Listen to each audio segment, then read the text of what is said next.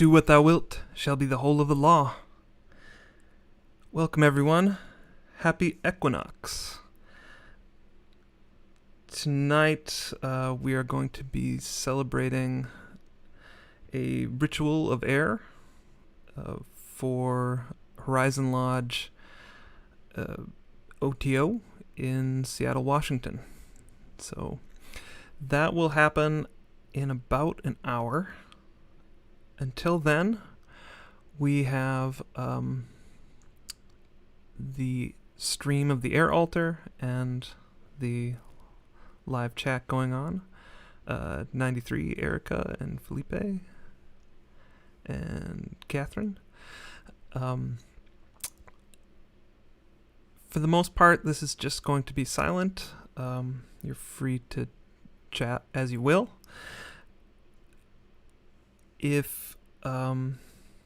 Because we have about an hour to fill, if anybody has any air readings, please feel free to suggest them. I've prepared, or the members of Horizon Lodge have prepared some readings and invocations that will begin at 8, but up till then I might see if we can rustle up a few more related air readings to celebrate the fall equinox. So until I find something, welcome, and please enjoy the stream.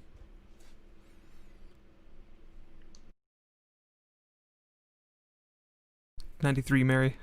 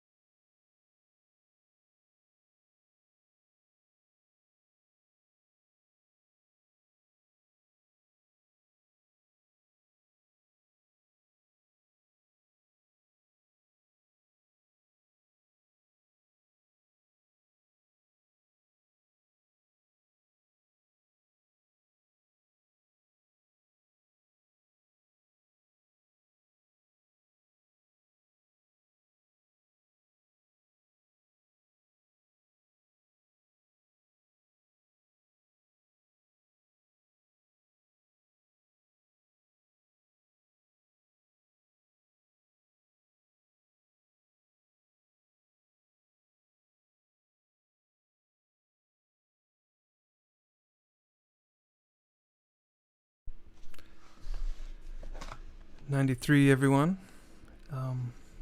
Just welcoming the people that have said hi in chat. We've got Mark, Melissa, Seth,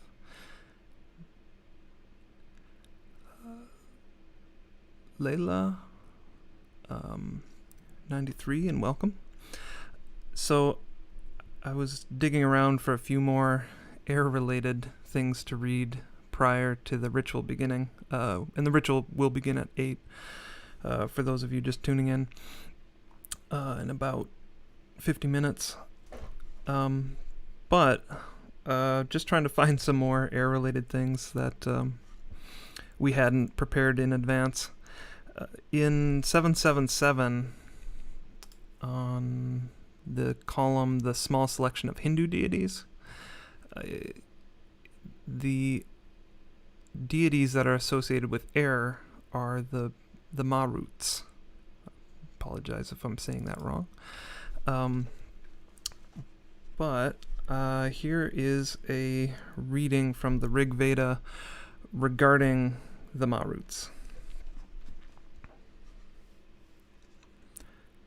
This is Book 1, Hymn 85.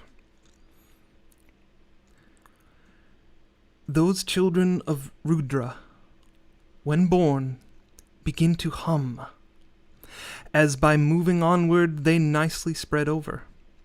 Indeed, the Maruts whirl around in increasing circles in both heaven and earth, among creatures, and they fully enjoy crashing into some knowledgeable minds.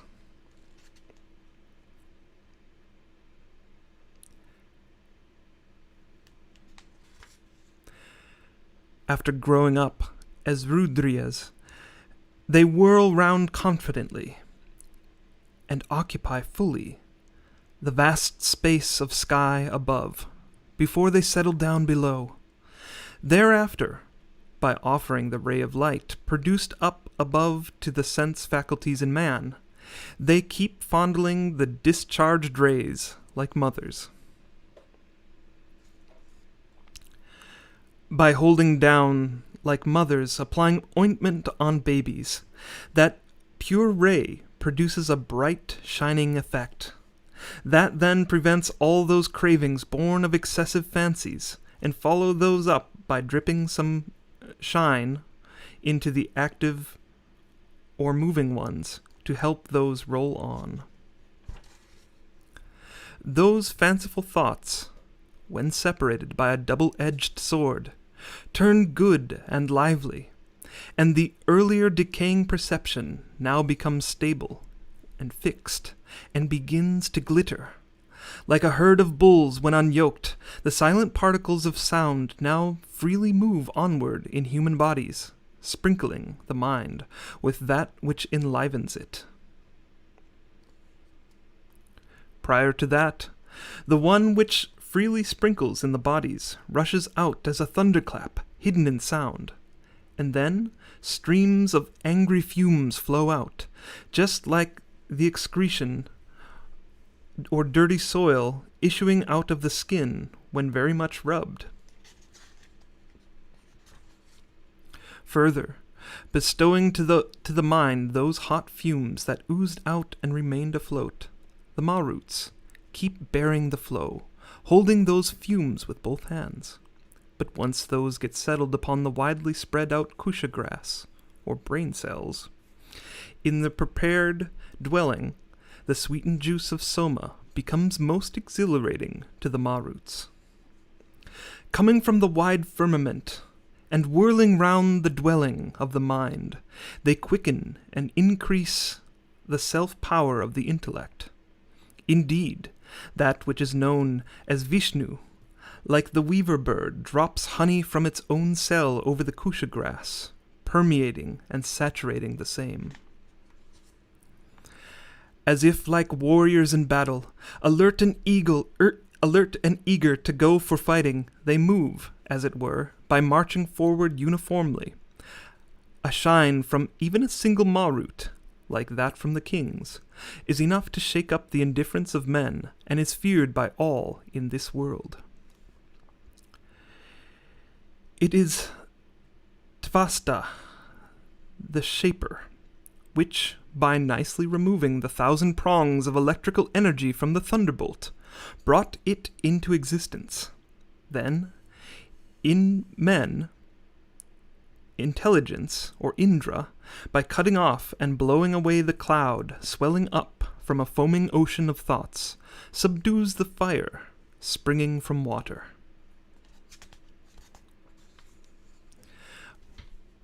By pushing a thought upward, and by clinging onto it vigorously, it splits the mountain of clouds left below. Then, after blowing sound into it, and by nicely endowing it with the honey, the delighting substance of thoughts, they whirl around humming. Weakened by that push, the region down below, in the mind, begins moistening, and then that overcomes the roused desires for Gautama. By blowing out the indwelling desires in the mind, the same go away, and then streaks of variegated light move in and pervade, thus soothing the mind of a wise person. 3 elements, which are projected from the above, curb our leaping desires by stinging the thoughts in the mind, bringing those of us from far away, the Maruts, as it were, give away those to be held firmly and well in the cell.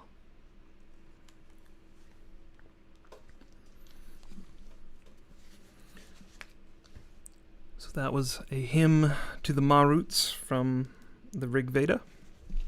The Maruts being the Hindu deity associated with the Path of Air.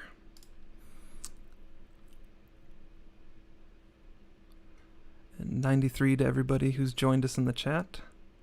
Castorina. Antenna.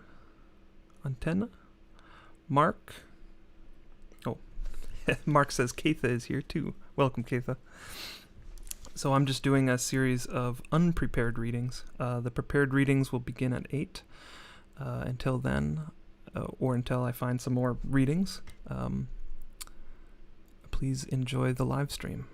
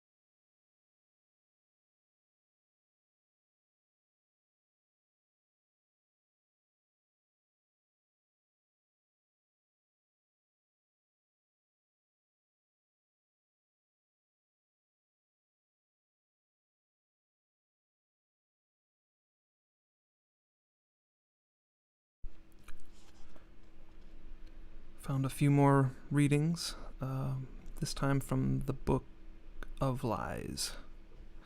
So this is chapter 17, The Swan. There is a swan, whose name is Ecstasy. It wingeth from the deserts of the north. It wingeth through the blue. It wingeth over the fields of rice. At its coming they push forth the green.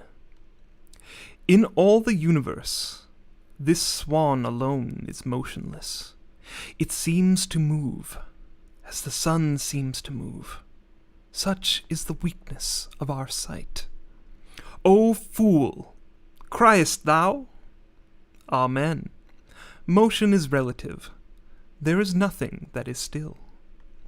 Against this swan I shoot an arrow. The white breast poured forth blood. Men smote me. Then, perceiving that I was but a pure fool, they let me pass. Thus, and not otherwise, I came to the temple of the Grail.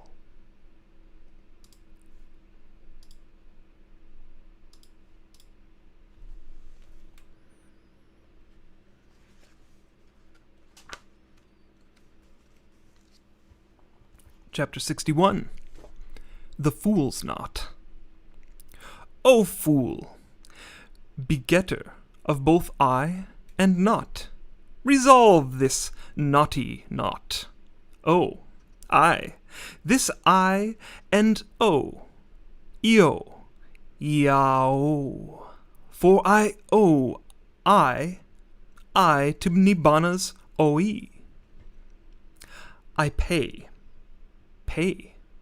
The dissolution of the house of God, for pay comes after O, after Ayin, that triumphs over Aleph in Ain. That is O. Opus, the work, the opening of the eye. Thou naughty boy, thou openest the eye of Horus to the blind eye that weeps. The upright one, in thine uprightness, rejoiceth. Death to all fishes.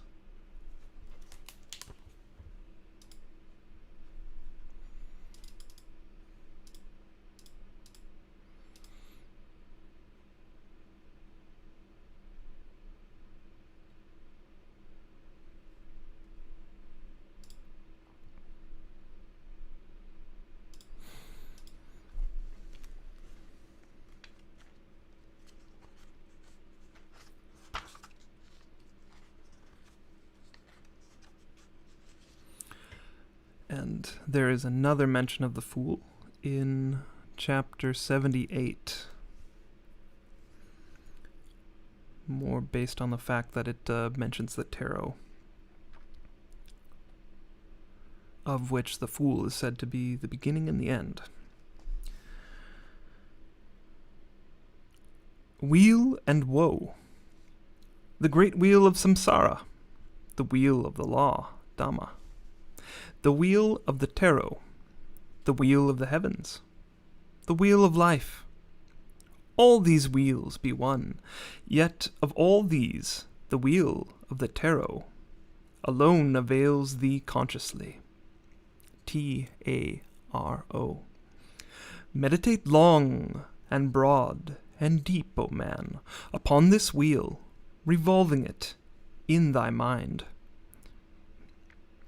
Be this thy task, to see how each card springs necessarily from each other card, even in due order from the fool unto the 10 of coins. Then, when thou knowest the wheel of destiny complete, mayst thou perceive that will which moved it first. There is no first or last, and lo, thou art passed through the abyss.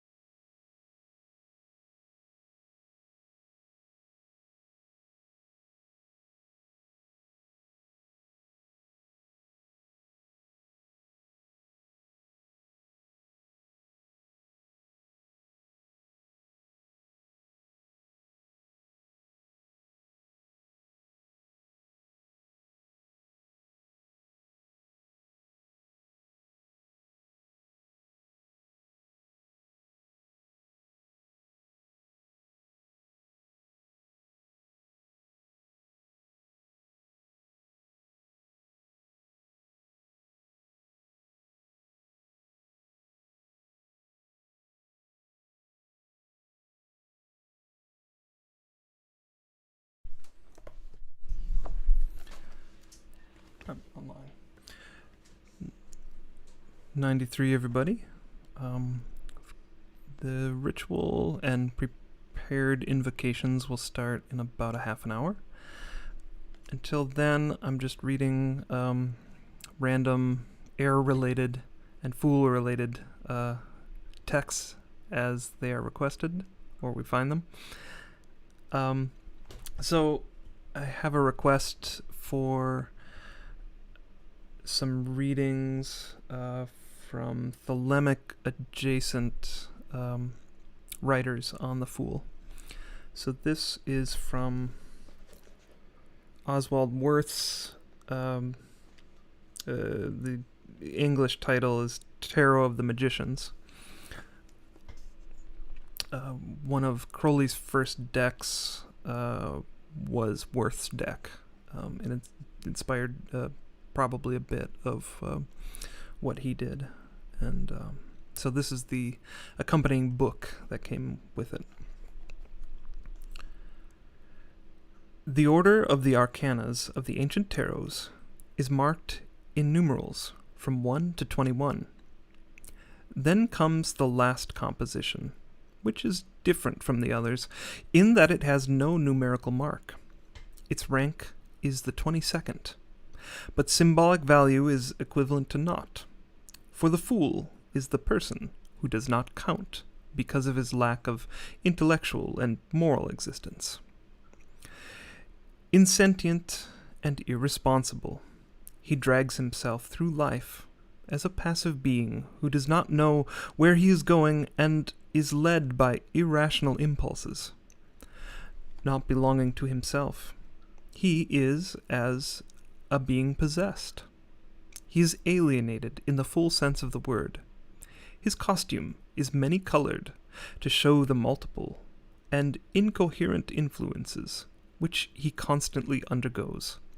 The whimsically inflated turban is red, green, white, and yellow, but the red is more like orange, the color of destructive fire, which suggests dangerous ideas.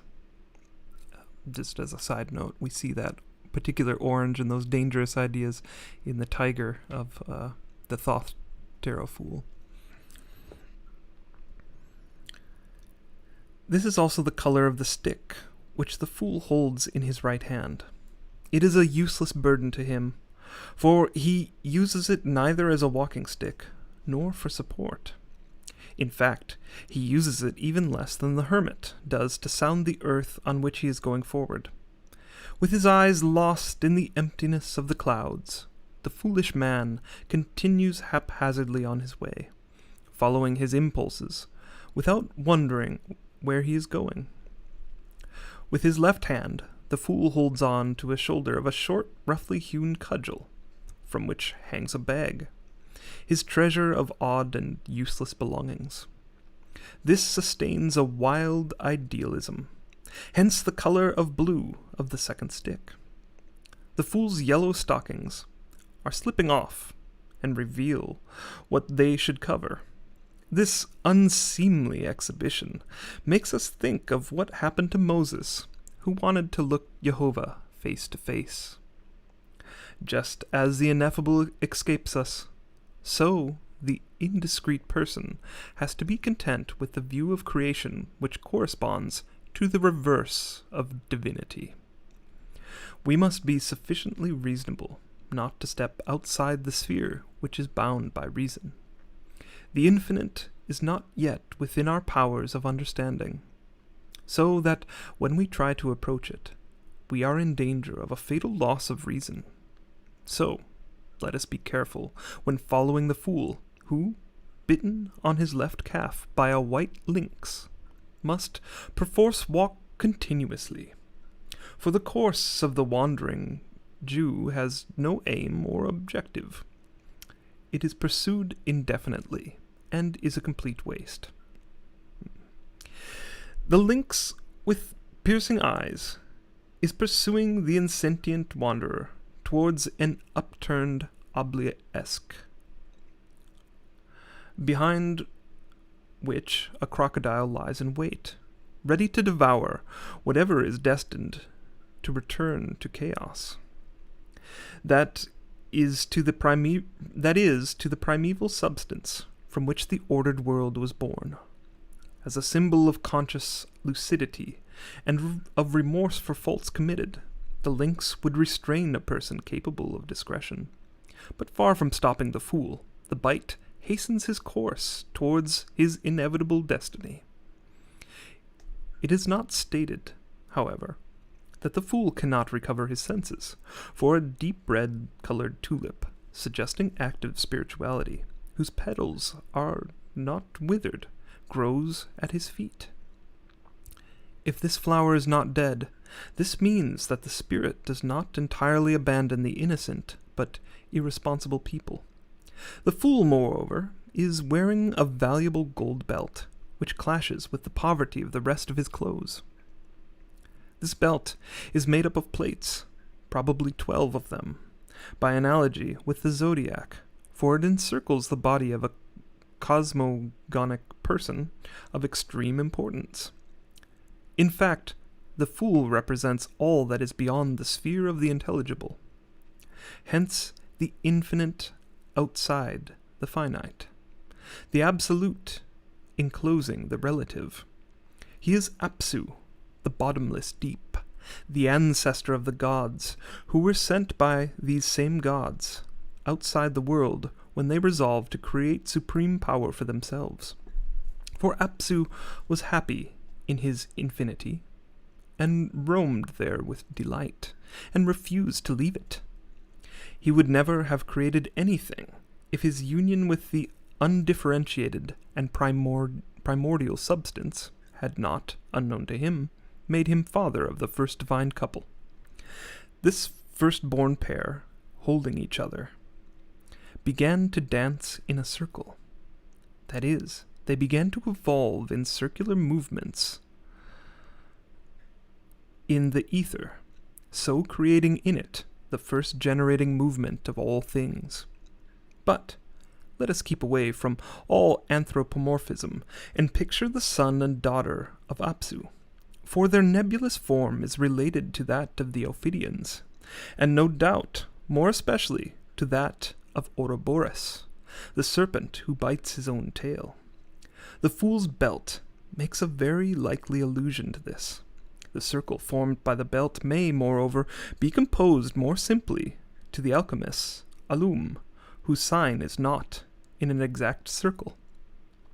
Now, Alum is the chief of all other salts. In other words, the immaterial substratum of all materiality. It is the so-called nothingness which fills the primordial space from which all proceeds, a passive substance which the fool personifies.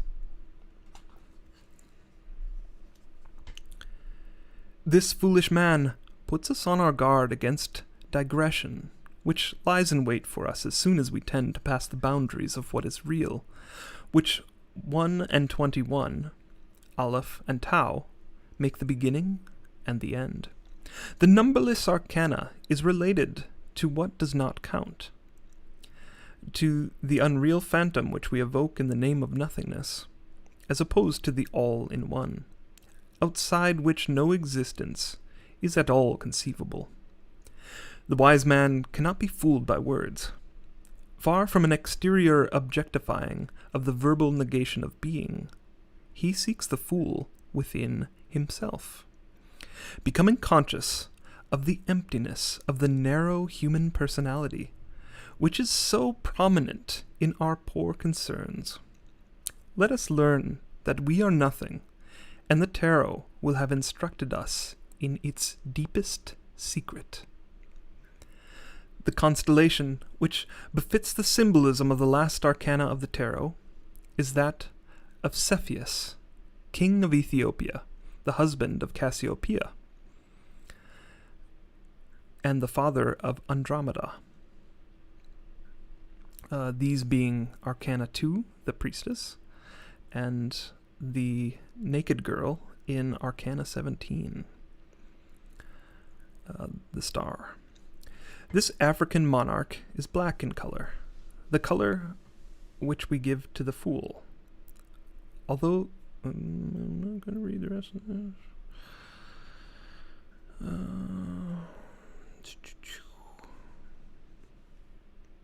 It's not quite offensive, but I'm not going to read it. By comparisons with astrology are easy for us. In the sky, Cepheus has his feet on the tip of the tail and the back part of the little bear, and therefore could not bite him, unlike the persistent lynx biting the fool's leg. The divinatory interpretations: Parabrahm, Apsuo, the bottomless abyss, the absolute, infinite, Ein Sof, whatever is beyond out understanding, the irrational, the absurd, emptiness, nothingness, cosmogonic night, primordial substance, disintegration, spiritual annihilation, nirvana, passivity, impetuousness, giving way to blind instinct, to gross desires and passions, irresponsibility, alienation, madness, lack of self-direction, incapable of resisting outside influences, agency, subject to dominion, loss of free will, slavery, non-entity, the toy of occult powers, unbalanced and easily influenced, a subject for hypnosis, instrument of other people, lack of consciousness, unable to be initiated, dragged blindly towards one's downfall, the foolish person prey to his own whims, insensitivity, indifference, nonchalance, incapable of recognizing one's wrongdoings and feeling remorse for them. So that was a reading of the chapter about the Fool from Oswald Wirth's Tarot of the Magicians, published in 1927. Again, the deck that Crowley used early on in his occult career was Wirth's deck, so he would have been familiar with this work.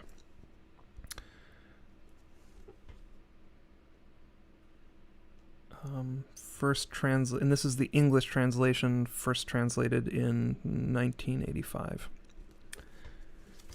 So, for those of you just joining, I'm reading a series of unprepared works related to the Fool or to air, while we wait for 8 o'clock to roll around. In about 15 minutes, we'll be starting the ritual proper and the prepared invocations. Until then, please enjoy the live stream.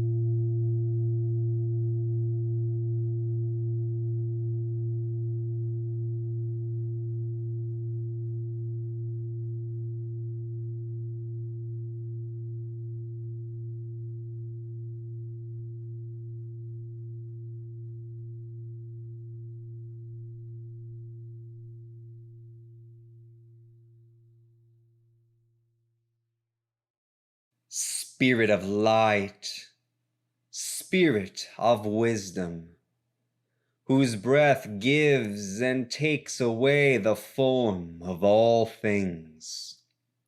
Thou before whom the life of every being is a shadow which changes, and a vapor which passes. Thou who rides the clouds and who walks upon the wings of the wind.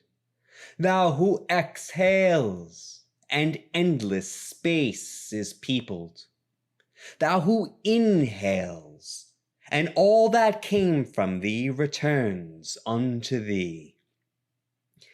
Endless movement in eternal stability, be thou eternally blessed.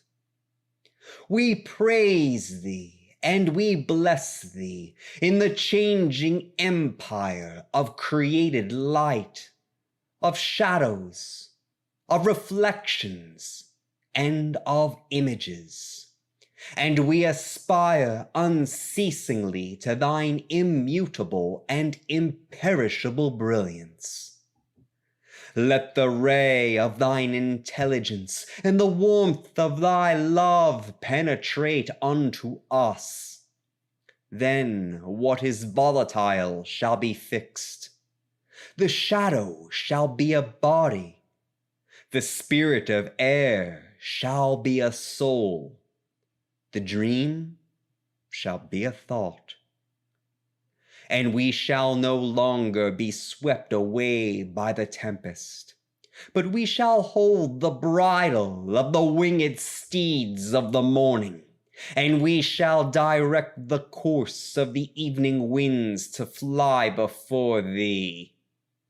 O Spirit of spirits, O eternal soul of souls, O imperishable breath of life, O creative sigh, O mouth which inhales and exhales the existence of all beings, in the ebb and flow of thine eternal speech, which is the divine ocean of movement and of truth. Amen.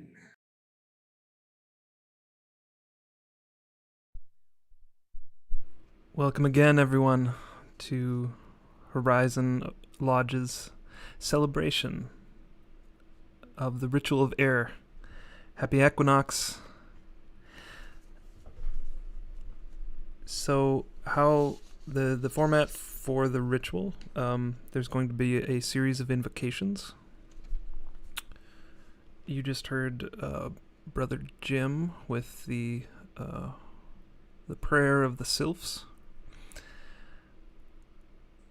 We've also got Sibling Lisa with the Orphic hymns of the three winds, and Sibling Cate and myself reading from Crowley's Orpheus.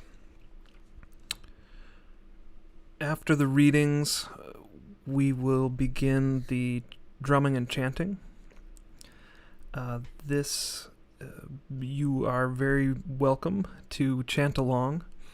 There'll be 3 series of this, 10 minutes followed by silence, 3 minutes followed by silence, and 2 minutes followed by silence. During the silent part of this, you are encouraged to scry as best you may. And we do have a class about scrying, and we'll link that to the in the video at this point, after the live stream, of course. But if you are new and don't have time for that, or haven't seen it yet, the best way to scry that I've found is just to close your eyes and experience what is going on in your mind. The chanting and drumming should drive up something for you to experience. And just note whatever that is, whether it be thoughts or, maybe it's something visual or auditory, and just write it down and contemplate it later. The spirit name that we will be chanting tonight consists of all vowels. It's from Crowley's Liber 231. Each spirit name begins with the letter of the path that we're working on tonight is the Path of Aleph. And so the spirit name, as we are pronouncing it, is A-O-U, E-A-O, U-O-A. And we'll start off slow with one breath per vibration and the increase in speed. One thing that we should note, it's a bit of a touchy subject in spiritual circles. The sigil tonight is, the main body of it consists of a swastika. This work in particular was received in the first decade of 1900, I believe, like maybe 1908. So it has absolutely nothing to do with the negative connotations which are later attributed to that sigil. And in fact, this particular swastika that we'll be using, it has more kin with the Hindu swastika. The outpouring of energy at the beginning of the universe, or the beginning of existence, sometimes associated with Ganesh. So, yeah, that's that explanation. Just a quick reminder, we are doing this because the pandemic is in full effect, and we're not allowed to meet at our temple space. So there is a link on the YouTube page below. If you would please donate. We are maintaining our temple space with the hopes of going back as soon as possible.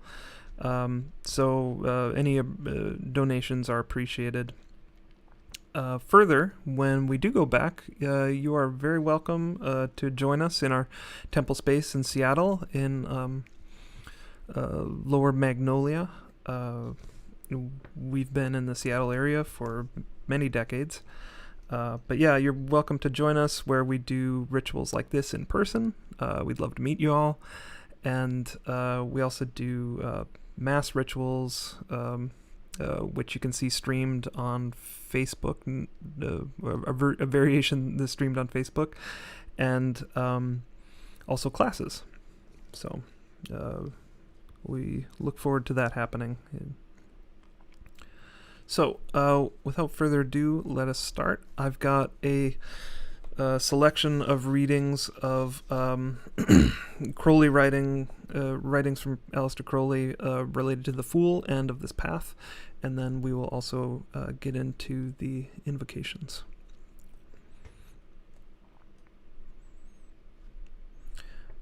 A. The heart of E-A-O dwelleth in ecstasy in the secret place of the thunders. Between ASAR and a sea he abideth in joy. See here the Fool, representative of puissant innocence, free from lust of result, unique and separate. He is the green man of spring, the great Fool of the Celts, the Lua and Parzival. Thou shalt laugh at the folly of the Fool. I behold a small dark orb, wheeling in an abyss of infinite space. It is minute amid a myriad vast ones, dark amid a myriad bright ones. Thou must find the hidden light. The wisdom of God is foolishness with men. The common defect of all mystical systems, previous to that of the Aeon whose law is Thelema, is that there has been no place for laughter, but the sadness of the mournful mother and the melancholy of the dying man are swept into the limbo of the past by the confident smile of the immortal child. And there is no vision more critical in the career of the adept of Horus than the universal joke. In this trance, he accepts fully the formula of Osiris, and in the act transcends it. The spear of the centurion passes harmlessly through his heart, and the sword of the executioner strikes idly on his neck. He discovers that the tragedy of which so many centuries have made such a case is but a farce for children's pleasure. Punch is knocked down, only to get up grinning with his gay root-toot-tit. Here we are again. Judy, the beetle, the hanged man, and the devil are merely the companions of his playtime. So, since, after all, the facts which he thought were tragic are real enough, the essence of his solution is that they are not true. As he thought of himself, they are just one set of phenomenon, as interesting and as fatuously impotent to affect him as any other set. His personal grief was due to his passionate insistence on contemplating one insignificant congeries of events, as though it were the sole reality and importance in the infinite mass of manifestation. It is thus that the perception of the universal joke leads directly to the understanding of the idea of self as conterminous with the universe, and, at the same time, one with it, creator of it, and aloof from it, which triune state is, well known, one of the most necessary stages of samadhi. The fool, seen here, is of the gold of air. He is clad in green, according to the tradition of spring, but his shoes are the phallic gold of the sun. He has the horns of Dionysus Zagreus, and between them is the phallic cone of white light, representing the influence from the crown upon him. In the Eleusinian mysteries, it is said that Zagreus was torn to pieces by the Titans, but Athena rescued his heart and carried it to his father Zeus. His mother was Demeter. He is thus the fruit of the marriage of heaven and earth. This identifies him as the vow of Tetragrammaton, but the legends of his death refer to initiation, which accords with the doctrine of the devourer. He is shown against the background of air, dawning from space, and his attitude is that of one bursting unexpectedly upon the world. He is also called the Spirit of Aether. The really important feature of this card is that its number should be 0. It represents, therefore, the negative above the tree of life, the source of all things. It is the Kabbalistic 0. It is the equation of the universe, the initial and final balance of opposites. Air, in this card, therefore, quintessentially means a vacuum. From his left shoulder hangs a bunch of purple grapes. Grapes represent fertility, sweetness, and the basis of ecstasy. Upon all that this day unite, with love under will let fall success. May strength and skill unite to bring forth ecstasy, and beauty answer beauty. This ecstasy is shown by the stem of the grapes developing into rainbow-hued spirals, the form of the universe. This suggests the threefold veil of negative manifesting, by his intervention, in divided light. Upon this spiral whirl are other attributions of Godhead, the vulture Maut, the dove of Venus, Isis or Mary, and the ivy sacred to his devotees. In the medieval pack, the title of the card is La Mat, adapted from the Italian matto, madman or fool. The proprietary of this title will be considered later, but there is another, or as one might say, a complementary theory.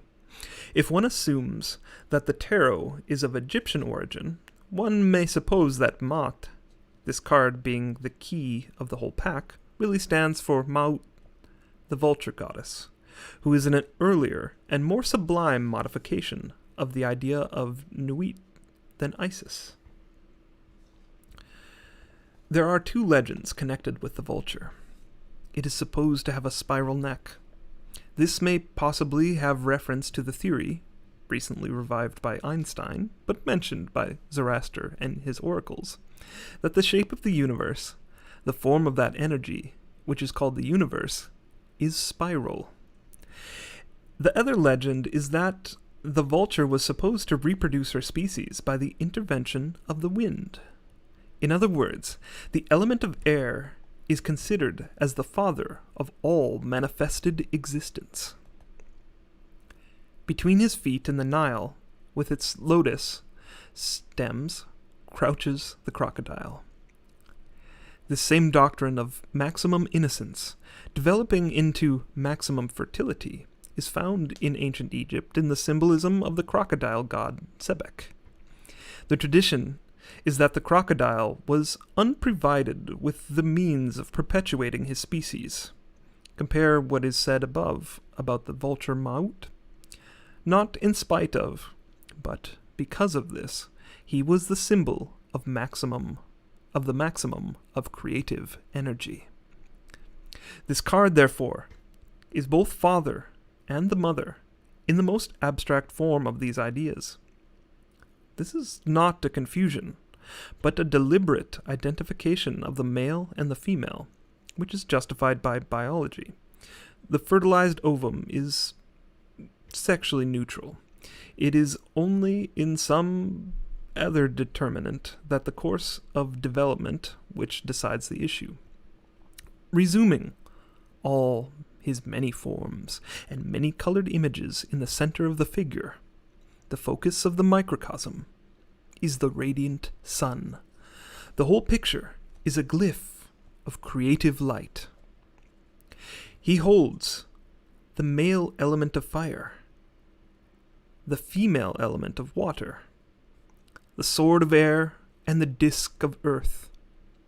The letter of this path, Aleph, can be seen as the elements whirling as a swastika, the creative energy in equilibrated action. Know not.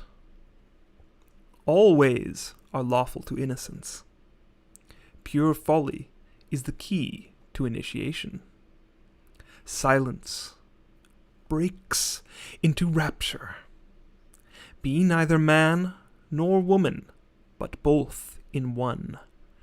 Be silent, babe in the egg of blue, that thou mayest grow to bear the lance and grail. Wander alone and sing. In the king's palace his daughter awaits thee. In the beginning doth the Magath speak truth, and send forth illusion and falsehood to enslave the soul. Yet therein is the mystery of redemption. Of all the magical and mystical virtues, of all the graces of the soul, of all the attainments of the spirit, none has been so misunderstood, even when at all apprehended, as silence. It would not be possible to enumerate the common errors. Nay, it may be said that to think of it at all is in itself an error, for its nature is pure being, that is to say, nothing, so that it is beyond all intellection or intuition. Thus, then, the utmost of our essay can be only a certain wardenship, as if it were a tiling of a lodge, wherein the mystery of silence may be consummated.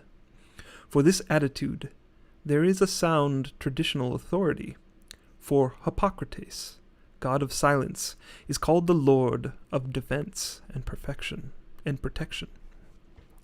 But his nature is by no means that negative and passive silence which the word commonly connotes, for he is the all-wandering spirit, the pure and perfected knight-errant, who answers all enigmas and opens the closed portal of the king's daughter. But silence, in the vulgar sense, is not the answer to the riddle of the Sphinx. It is that which is created by that answer. For silence is the equilibrium of perfection, so that Hippocrates is the omniform, the universal key to every mystery soever. The Sphinx is the puzzle, or pucelle, the feminine idea to which there is only one complement, always different in form and always identical in essence. This is the signification of the gesture of the god.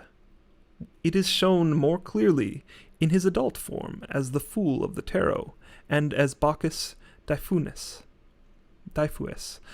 and without equivocation when he appears as Baphomet. When we inquire more closely into his symbolism, the first quality which engages our attention is doubtless his innocence. Not without deep wisdom is he called the twin of Horus, and this is the Aeon of Horus. It is he who sent forth Iwas, his minister, to proclaim its advent. The fourth power of the Sphinx is silence. To us, then, who aspire to this power as the crown of our work, it will be of the utmost value to attain his innocence in all its fullness. We must understand first of all that the root of moral responsibility, on which man stupidly prides himself as distinguishing himself from the other animals, is restriction, which is the word of sin. Indeed, there is truth in the Hebrew fable that the knowledge of good and evil brings forth death. To regain innocence is to regain Eden. We must learn to live without the murderous consciousness that every breath we draw swells the sails to which bear our frail vessels to the port of the grave. We must cast our fear by love, seeing that every act is an orgasm. Their total issue cannot be but birth. Also, love is the law. Thus, every act must be righteousness and truth. By certain meditations, this may be understood and established, and this ought to be done so thoroughly that we become unconscious of our sanctification. For only then is innocence made perfect. This state is, in fact, a necessary condition of any proper contemplation of what we are accustomed to consider the first task of the aspirant, the solution of the question, what is my true will? For until we become innocent, we are certain to try to judge our will by some canon of what seems right or wrong. In other words, we are apt to criticize our will from the outside, whereas true will should spring, a fountain of light, from within, and flow unchecked, seething with love, into the ocean of life. This is the true idea of silence. It is our will which issues, perfectly elastic, sublimely protein, to fill every interstice of the universe of manifestation which it meets in its course. There is no gulf too great for its immeasurable strength, no strait too arduous for its imperturbable subtlety. It fits itself with perfection, with perfect precision to every need. Its fluidity is the warrant of its fidelity. Its form is always varied by that of the particular imperfection which it encounters. Its essence is identical in every event. And always the effect of action is perfection, that is, silence. And this perfection is ever the same, being perfect, yet ever different, because each case presents its own particular quantity and quality. It is impossible for inspiration itself to sound a dithyramb of silence. For in each new aspect of Hippocrates is worthy of the music of the universe throughout eternity. I have simply been led by my loyal love of that strange race among whom I find myself incarnate to indite this poor stanza of the infinite epic of Hippocrates as being the facet of his fecund brilliance, which has refracted the most needful light upon my own darkling entrance to his shrine of fulminating, of ineffable Godhead. I praise the luxuriant rapture of innocence, the virile and pantomorphous ecstasy of all fulfillment. I praise the crowned and conquering child, whose name is force and fire, whose subtlety and strength make sure serenity, whose energy and endurance accomplish the attainment of the Virgin of the Absolute, who, being manifested, is the player of the sevenfold pipe, the great god Pan, and being withdrawn into the perfection that he willed, is silence.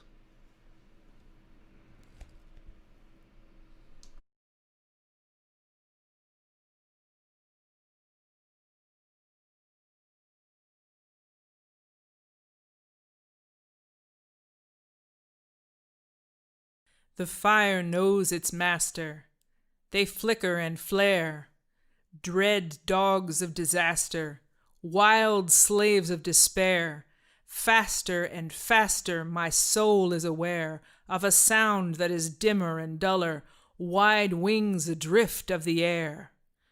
Their forces that wander, no God voice know they. Their bridles they squander, unknown is their way. The sky's heart, beyond her sweet bosom they stray. Shall these then obey me and hear? Shall the tameless one hear and obey?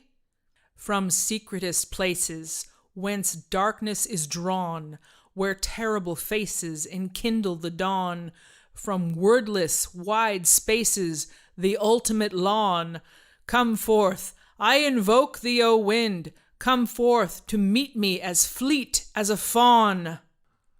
From the fourfold quarters, the depth and the height, we come, the bright daughters of day shed on night. The sun and the waters have brought us to light. The sound of him slaughters our soul in his sight. We hear the loud murmur, we know him, we rest, we breathe in his breast. By sunlight upgathered, as dust of his cars, by moonlight unfathered, unmothered of stars, unpastured, untethered, unstricken of scars, come forth, I invoke ye old clouds, ye veils, ye divine avatars.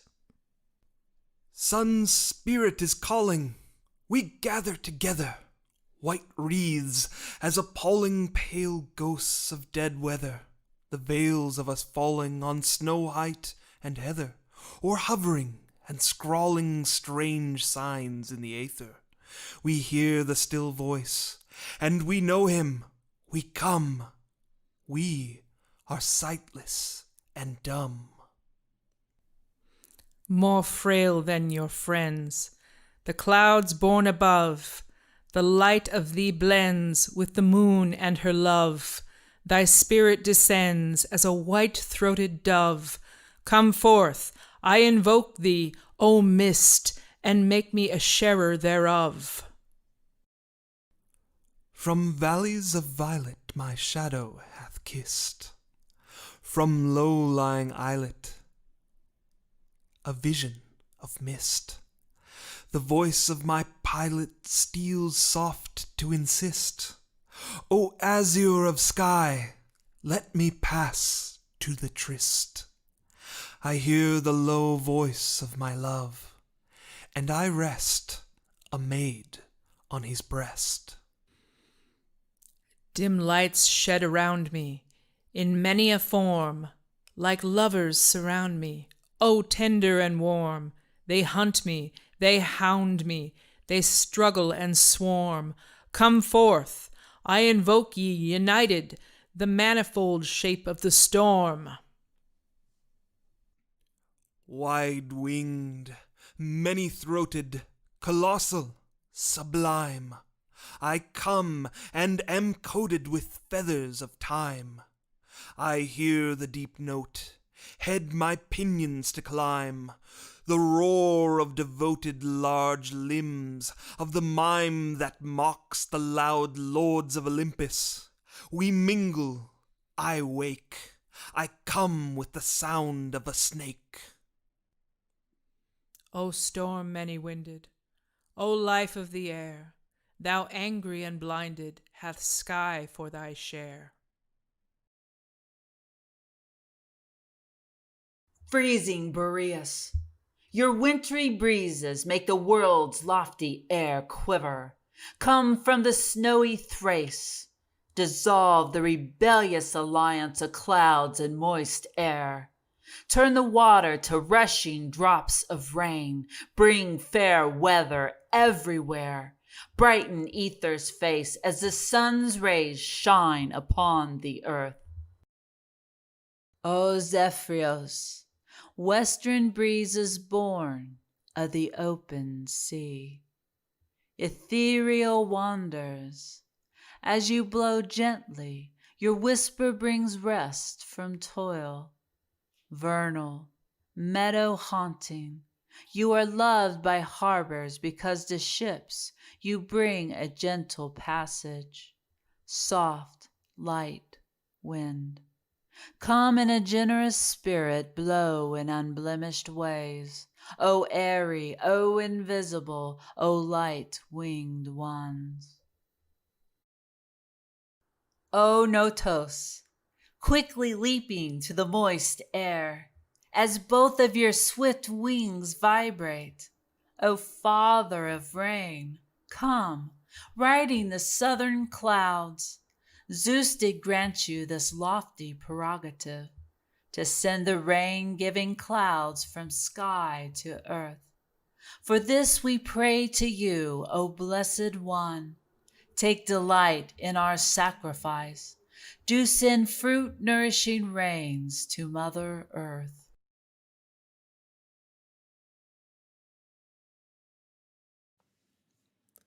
I passed into the mountain of lapis lazuli, even as a green hawk between the pillars of turquoise that is seated upon the throne of the east.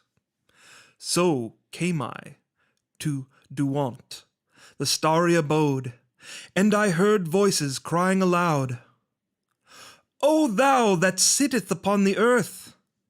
So spake a certain veiled one to me. Thou art not greater than thy mother, thou speck of dust, infinitesimal. Thou art the Lord of glory, the unclean dog.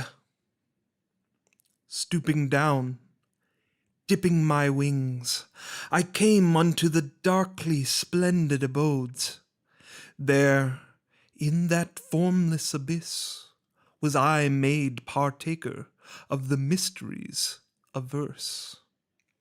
I suffered the deadly embrace of the snake and of the goat.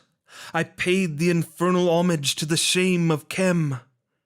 Therein was this virtue, that the one became the all.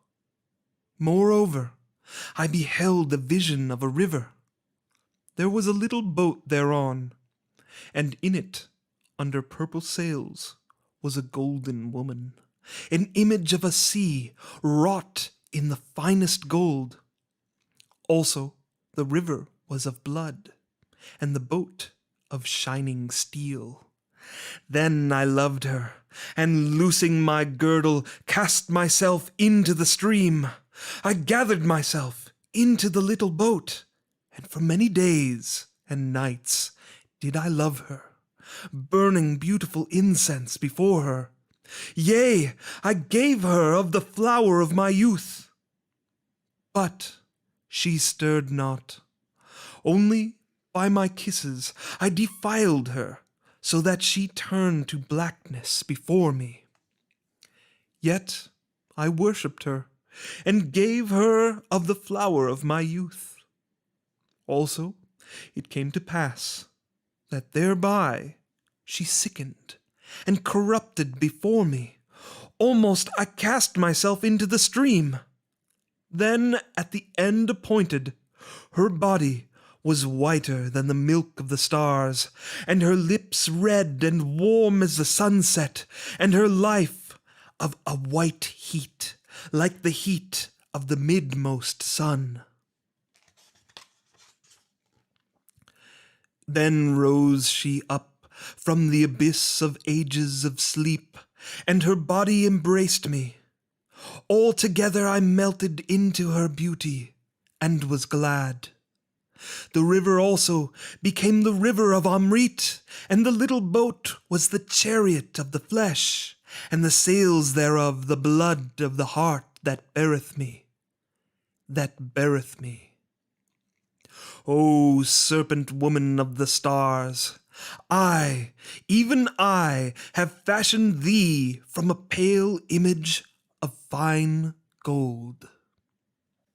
Also, the Holy One came upon me, and I beheld a white swan floating in the blue. Between its wings I sate, and the aeons fled away. Then the swan flew, and dived, and soared, yet no whither we went. A little crazy boy that rode with me spake unto the swan, and said, Who art thou, that dost float and fly and dive and soar in the inane? Behold, these many aeons have passed. Whence camest thou? Whither wilt thou go? And laughing, I chid him, saying, No whence, no whither. The swan, being silent, he answered, Then, if with no goal, why this eternal journey? And I laid my head against the head of the swan, and laughed, saying, Is there not joy ineffable in this aimless winging? Is there not weariness and impatience for who would attain to some goal? And the swan was ever silent. Ah, but we floated in the infinite abyss. Joy, joy! White swan, bear thou ever me up between thy wings. O silence! O rapture! O end of things visible and invisible! This is all mine, who am not. Radiant God, let me fashion an image of gems and gold for thee, that the people may cast it down and trample it to dust, that thy glory may be seen of them. Nor shall it be spoken in the markets, that I am come who should come. But thy coming shall be the one word. Thou shalt manifest thyself in the unmanifest. In the secret places men shall meet with thee, and thou shalt overcome them. I saw a pale, sad boy that lay upon the marble in the sunlight and wept. By his side was the forgotten lute. Ah, but he wept. Then came an eagle from the abyss of glory and overshadowed him. So black was the shadow that he was no more visible. But I heard the lute, lively discoursing through the blue still air. Ah, messenger of the beloved one, let thy shadow be over me. Thy name is death, it may be, or shame, or love. So thou bringest me tidings of the beloved one, I shall not ask thy name. Where is now the master? Cry the little crazy boys. He is dead, he is shamed, he is wedded. And their mockery shall ring round the world. But the master shall have had his reward. The laughter of the mockers shall be a ripple in the hair of the beloved one. Behold, the abyss of the great deep. Therein is a mighty dolphin, lashing his sides with the force of the waves. There is also an harper of gold, playing infinite tunes. Then the dolphin delighted therein, and put off his body, and became a bird. The harper also laid aside his harp, and played infinite tunes upon the panpipe. Then the bird desired exceedingly this bliss, and laying down its wings became a fawn of the forest. The harper also laid down his panpipe, and with the human voice sang his infinite tunes. Then the fawn was enraptured, and followed afar. At last the harper was silent, and the fawn became Pan in the midst of the primal forest of eternity. Thou canst not charm the dolphin with silence, O my prophet. Then the adept was wrapped away in bliss, and the beyond of bliss, and exceeded the excess of excess. Also his body shook and staggered with the burden of that bliss, and that excess, and that ultimate nameless. They cried, "He is drunk," or "He is mad," or "He is in pain," or "He is about to die." And he heard them not. O my Lord, my beloved, how shall I indite songs, when even the memory of the shadow of thy glory is a thing beyond all music of speech or of silence? Behold, I am a man. Even a little child might not endure thee. And lo, I was alone in a great park, and by a certain hillock was a ring of deep enamelled grass, wherein green-clad ones most beautiful played. In their play I came even unto the land of fairy sleep. All my thoughts were clad in green, most beautiful were they. All night they danced and sang, and thou art the morning, O my darling, my serpent that twinest thee about this heart. I am the heart, and thou the serpent. Wind thy coils closer about me, so that no light nor bliss may penetrate. Crush out the blood of me as a grape upon the tongue of a white Doric girl that languishes with her lover in the moonlight. Then let the end awake. Long hast thou slept, O great god Terminus. Long ages hast thou waited at the end of the city and the roads thereof. Awake thou, wait no more. Nay, Lord, I am come to thee. It is I that wait at last. The prophet cried against the mountain, "Come thou hither, that I may speak with thee." The mountain stirred not. Therefore went the prophet unto the mountain, and spake unto it. But the feet of the prophet were weary, and the mountain heard not his voice. But I have called unto thee, and I have journeyed unto thee, and it availed me not. I waited patiently, and thou wast with me from the beginning. This now I know, O my beloved, and we are stretched at our ease among the vines. But these, thy prophets, they must cry aloud and scourge themselves. They must cross trackless wastes and unfathomed oceans.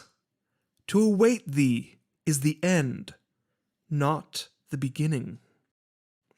Let darkness cover up the writing. Let the scribe depart among his ways. But thou and I are stretched at our ease among the vines.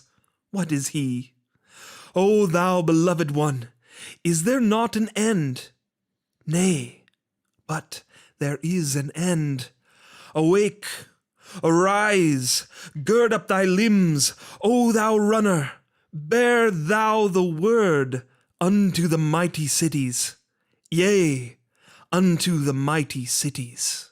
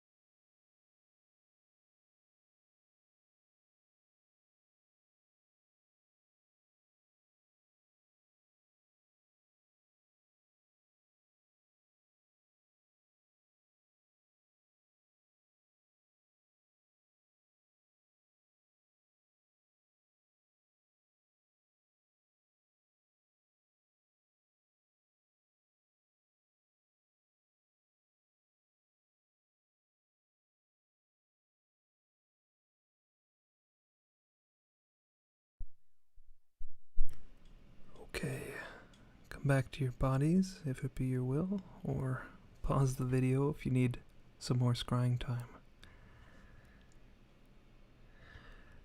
Thanks everybody for tuning in to our ritual for air. I hope you had or will have a wonderful equinox feast. I know Cate and I have some Pagliacci pizza on the way.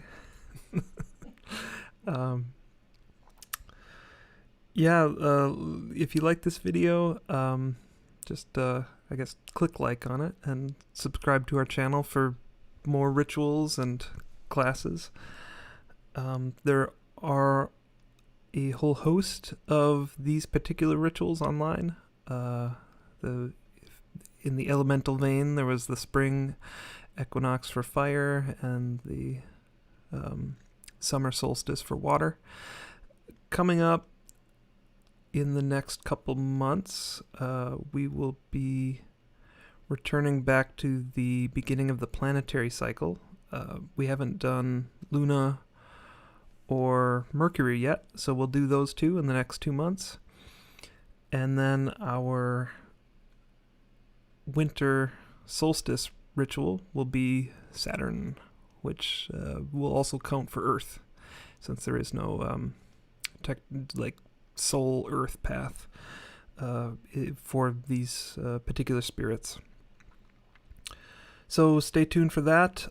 If you had a particular experience or vision that you want to share, feel free to post it in the comments to this video. We always love to see how people experience the ritual and what people got out of it. Thanks to Denny Sargent for posting, especially in the last two videos. Go check out those for some examples. So happy equinox, everybody, and I hope to see you soon. Love is the law, love and a will. Take care.